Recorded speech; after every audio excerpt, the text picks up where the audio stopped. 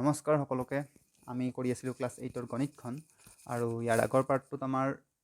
অনুশীলনী 2.1ৰ 1-8 নম্বৰলৈকে হৈ গৈছে। আজি আমি তাৰে পিছৰ পৰা এইটো পাৰ্টত ষ্টাৰ্ট কৰিম। তাৰে আগতে যোৱাকালি মই যিকেইটা অংক দিছিলোঁ তাৰে 1-2 নম্বৰটো মোৰ দিওঁতে এটা মিষ্টেক হৈছিল, চ' এনচাৰটো বেলেগ ওলাই গৈছে। মানে 45/17 এনচাৰটো নহয়, কাৰণ এই যিটো ছেকেণ্ড লাইন আছে 17y = এই -3টো মই পক্ষান্তৰ কৰি নিওঁতে এই চিনডাল মই চেঞ্জ কৰি প্লাছ কৰিব লাগিছিল, যিটো মই মাইনাছে থৈ দিছোঁ। চ' এনচাৰটো ভুল হৈ গৈছে মোৰ। এইটো কি হৈ যাব, -3টো এইফালে পক্ষান্তৰ কৰি নিলে কি হ'ব, প্লাছ হ'ব। চ' এইটো প্লাছ হ'ব, এইটো মোৰ মিষ্টেক হৈছিল। এইটো প্লাছ হৈ গ'লে কি হ'ব, এনচাৰ এইফালে 48 + 3 = 51 হৈ যাব। আৰু চ' এইটো 45 ৰ জেগাত 51 আৰু 17 51ক কাটি যায়, কেইবাৰ যায়, 3বাৰ যায়। চ' ৱাইৰ এনচাৰটো 2 নম্বৰটো এইটোত 3 হৈ যাব। চ' কালি মোৰ এইটো ভুল হৈছিল, আজি মই ঠিক কৰি দিলোঁ এইটো মিষ্টেকটো। চ' আমি এতিয়া নেক্সট কেইটা ষ্টাৰ্ট কৰোঁ। 8 নম্বৰলৈ কৰিছিলোঁ, 9 নম্বৰৰ পৰা আজি ষ্টাৰ্ট কৰোঁ। অ'কে, 9 নম্বৰতো সমাধান আছে। এইটো 5p - 3 = 3 × p + 2। চ' এইটোত আমি কি কৰিম, এইটোত কেনেকুৱা হৈ আছে, এইটোত আমি ইয়াৰ আগৰ যিটো চেপ্টাৰ আছিল সেই চেপ্টাৰটোত আমি পৰিমেয় সংখ্যাত পঢ়ি আহিছোঁ। এইটো এটা ষ্ট্ৰাকচাৰত আছে। কেনেকুৱা ষ্ট্ৰাকচাৰত আছে, যিটো বিতৰণ বিধিটো আমি ইয়াতে প্ৰয়োগ কৰিব লাগিব। মানে কি, 5টো p - 3 দুইটাৰ লগত পূৰণ হৈ আছে। চ' আমি কি কৰিব লাগিব, 5টো এবাৰ pৰ লগত পূৰণ কৰিম, 5p হৈ যাব, মাইনাছ চিনডাল থাকিল, আৰু 5টো 3ৰ লগত পূৰণ কৰিম, 5 × 3 = 15 সমান। তেনেকৈ এইটোৰ লগত 3p + 3 × 2 = 6 হ'ল। এতিয়া এইটো কি কৰিম, পক্ষান্তৰ কৰিম। 3pটো এইফালে লৈ আহোঁ, কি হৈ যাব, 5p প্লাছ হৈ আছে, এইফালে আনিলে -3p বা 23p, আৰু -15টো সেইফালে লৈ যাওঁ, কি হ'ব নিলে, 6টোতো আছেই, এইটো মাইনাছটো প্লাছ হৈ যাব, +15। চ' 5p - 23p 3p কিমান হ'ব, 2p সমান 15 + 6 কিমান হ'ল, 21। চ' পিৰ মান কিমান হৈ যাব, 21/2 হয়। চ' এইটো 9 নম্বৰ। 10 নম্বৰত কি আছে, এইটো এনচাৰ হ'ব ইয়াৰে। 10 নম্বৰত আমি বজ্ৰ পূৰণ কৰিব লাগিব। 3ৰ লগত এই 1টো পূৰণ হ'ব, আৰু -9ৰ লগত 4y। চ' 4y লগত -9 পূৰণ কৰিলে 9 × 4 = 36y, মাইনাছ চিনডাল থাকিব আগত, মাইনাছ আছে ইয়াতে, চ' সমান 3, 3 × 3। চ' y = এইটো ইফালে গুচি যাব, 3/-36, মাইনাছডাল ইয়াতো দিব পাৰিম, 36। এতিয়া ৱাইৰ মান হৈ যাব, 3 দি কাটি কৰোঁ, এবাৰ দুবাৰ, -1/12 হৈ যাব ৱাইৰ মান। নেক্সট এইটো আছে 4x/5 + 1। ইয়াতে কি কৰিম, আমি লসাগু ল'ব লাগিব। এইটো আৰু এইটোৰ লসাগু কিমান হ'ব, 5 আৰু ইয়াতে এটা 1 আছে, 5 হ'ব লসাগু, 5 দি 5ক এবাৰ, 1 পূৰণ 4x সমান 4x হ'ব, প্লাছ 1 দি 5ক 5 বাৰ, চ' 5ৰ লগত এইটো 1 পূৰণ, 5 × 1 = 5 হৈ যাব, সমান 7/15। এতিয়া আমি কি কৰিম, বজ্ৰ পূৰণ কৰি দিওঁ। 7 × 5 = কিমান হ'ব, প্ৰথমতে এইটো কৰোঁ, 15ৰ লগত এইটো পূৰণ হ'ব, 15 পূৰণ, বজ্ৰ পূৰণ কৰিলে এই দুটা 15ৰ লগত পূৰণ হ'ব, 4x + 5, আৰু 7ৰ লগত 5টো পূৰণ হ'ব, 7 পূৰণ 5। চ' এইটো বিতৰণ বিধি, এইটো দিয়ে এবাৰ এইটোক, এইটো দিয়ে এবাৰ এইটোক, 15 × 4 = 60, x + 15 × 5 = 75 সমান 7 × 5 = 35। চ' 60x = 75টো এইফালে লৈ যাওঁ, কিমান হ'ব, 35 - 75 মানে কিমান হ'ব, x = 75 আৰু 35 গ'লে 40, 6x = এতিয়া xৰ মান হৈ যাব 6 দি 40 হৰণ, এইটো কাটি যাব, 2 দি কাটিব পাৰোঁ আমি 3 বাৰ, আৰু 2 দি 20 বাৰ। চ' xৰ মান হৈ যাব 20/3 হ'ল। দেন এইটো ইয়াতে আমি লসাগু ল'ম 9 আৰু 3 লসাগু কিমান হ'ব 9 হ'ব 3 দিনক 3 বাৰ চ' ওপৰৰ লগত পূৰণ 17x লগত 3 পূৰণ মাইনাছ 9 দিনক এবাৰ চ' 16 পূৰণে 16 হ'ব সমান 2 ইমপ্লাইজ অ'কে চ' এইখিনি বস্তু উঠা নাছিল মই ভিডিঅ'টো কৰি থাকোঁতে এইখিনি এনে চাই ল'লে হ'ল কি কৰিছোঁ চিম্পলি এই দুটাৰ এইটো বজ্ৰপূৰণ কৰিছোঁ বজ্ৰপূৰণ কৰোঁতে এইখিনি পালোঁ আমি তাৰপিছত এইটোৰ লগত বিতৰণ বিধি দি 15 পূৰণ 4 15 লগত 5 পূৰণ 15 4 গুণ 60x প্লাছ 75 পালোঁ দেন ইজ ইকুৱেল টু ইফালে 35 এইফালে কি কৰিছোঁ আমি 75টো পক্ষান্তৰ কৰি লৈ গৈছোঁ চ' এইটোৰ মান পালোঁ আমি 40 আৰু 6 দি 40 পক্ষান্তৰ কৰিলে কি হ'ব 6 দি 40 হৰণ চ' এইটোৰ মান পাই গ'লোঁ আমি আল্টিমেটলি 20/3 এইটো মোৰ কেমেৰাটোত উঠা নাছিল আগতে দেন ইয়াৰ পিছৰটো এইটোত আমি কি কৰিছোঁ 3 আৰু 9 লসাগু লৈছোঁ 9 এইখিনিতো মই ক'লোৱেই মাত্ৰ এতিয়া 7x ইনটু 3 কিমান হ'ব 7 3 21 1 2 3 গুণ 3 4 5 51x minus 16/9 is equal two 2 এতিয়া বজ্ৰপূৰণ কৰি দিওঁ 51x মাইনাছ 16 কাৰণ এইটো আমি কি 1ৰ লগত পূৰণ কৰিব লাগিব আৰু 9 দুগুণ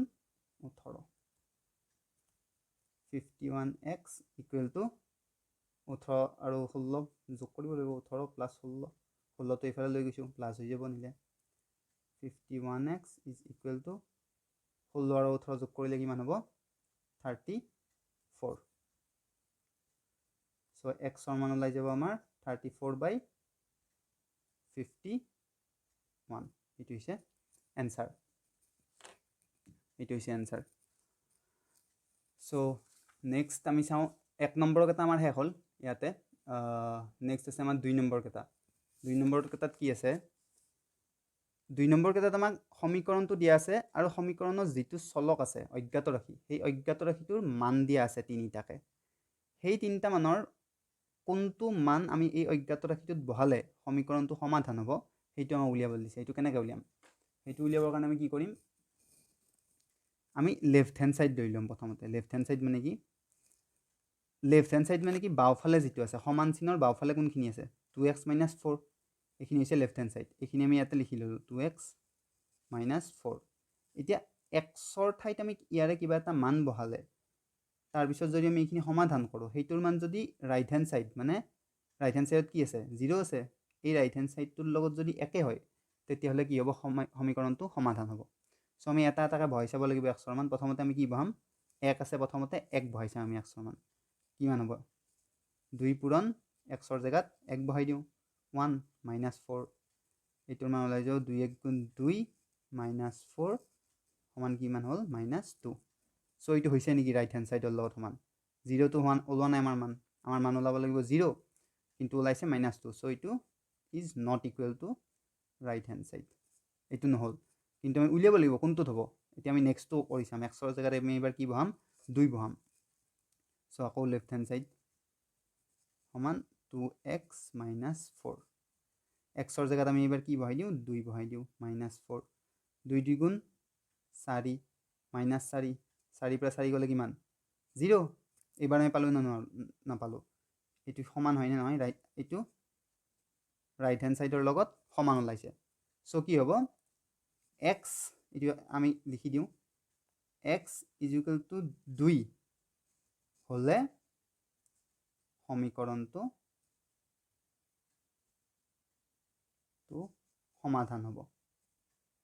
অলপ জেগা কম আছে এইখিনিত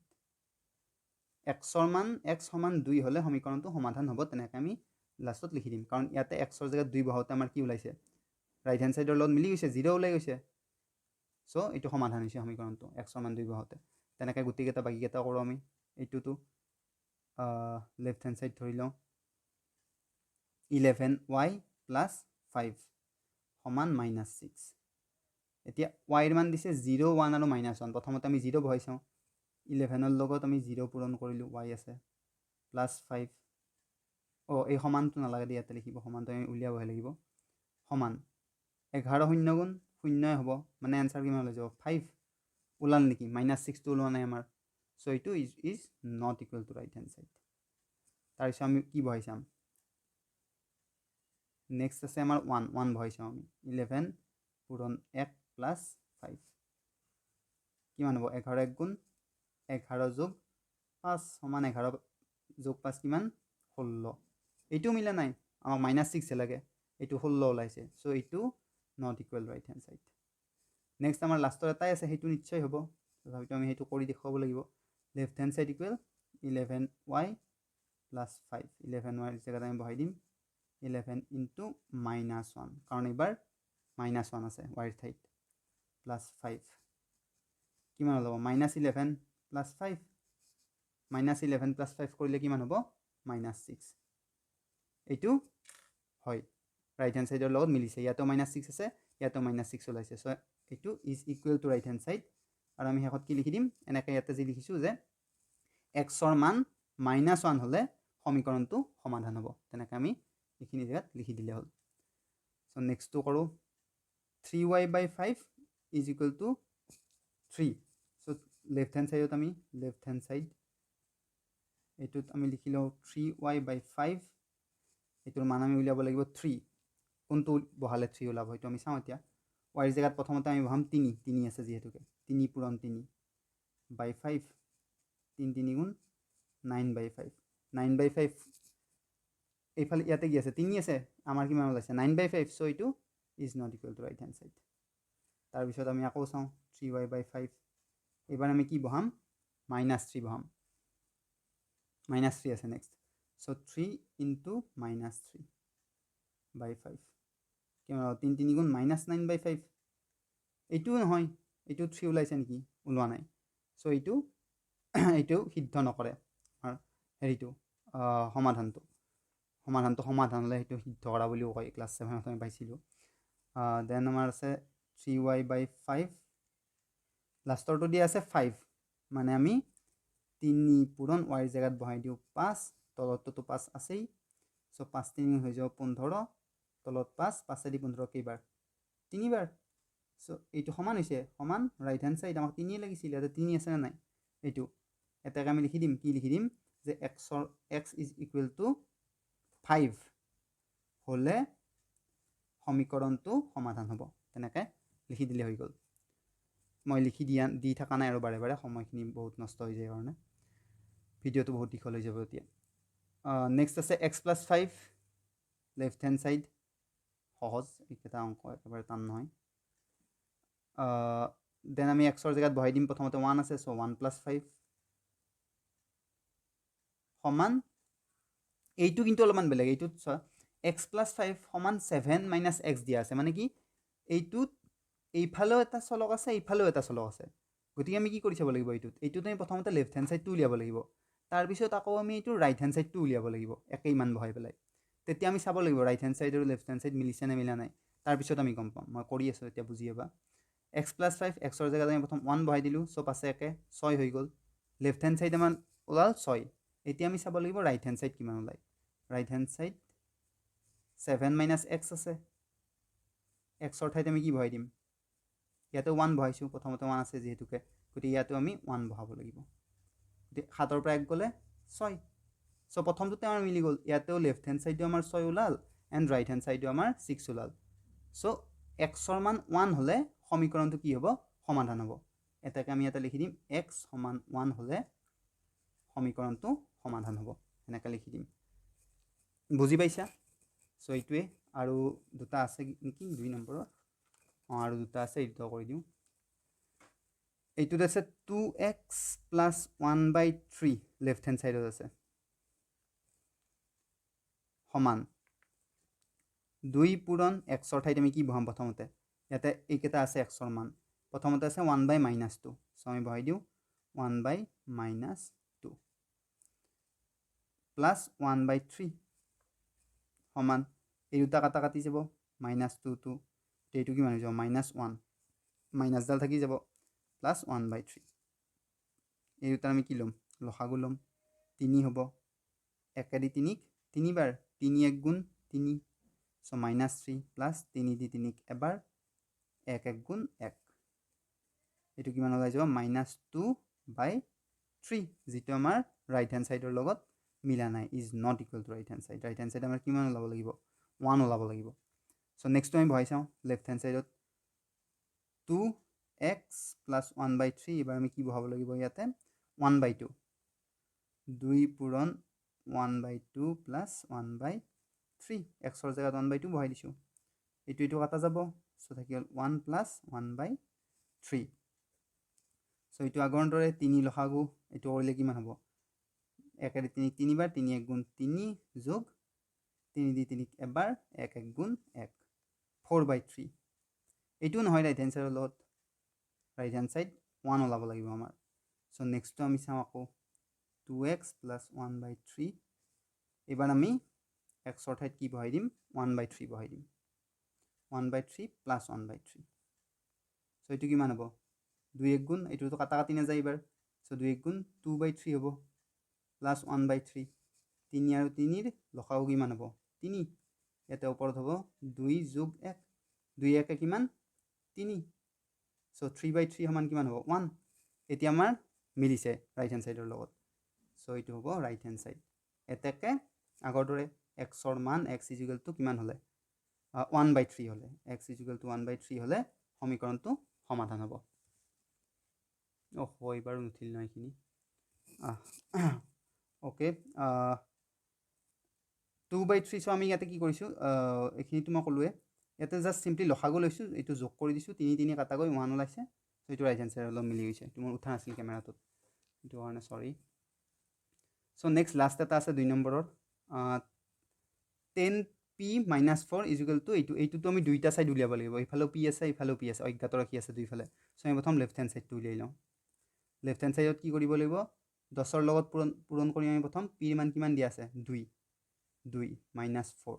কিমান ওলাই যাব 10 দুগুণ 20 - 4 16 ওলাই গ'ল ৰাইট হ্যান্ড সাইডত চাওঁ এতিয়া আমি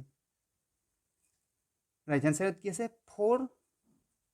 এইটো পূৰণ হৈ আছে টুৱাইস p 2 পূৰণ p ৰ মান আমি 2 বহাইছিলো সো ইয়াতেও 2 বহাব লাগিব প্লাস 1 এখিনি কৰিলে কিমান হ'ব 4 2 দুগুণ 4 যোগ 1 4 টো দুইটাৰ লগত পূৰণ হৈ আছে বা এইটো এনে কৰিব পাৰি 4 যোগ 1 1 5 যে 4 পূৰণ 5 কৰিব পাৰি 5 4 গুণ 20 ওলাল মিলিছে নেকি নাই মিলা সো 2 নম্বৰটো নহয় ইয়াতে কি RHS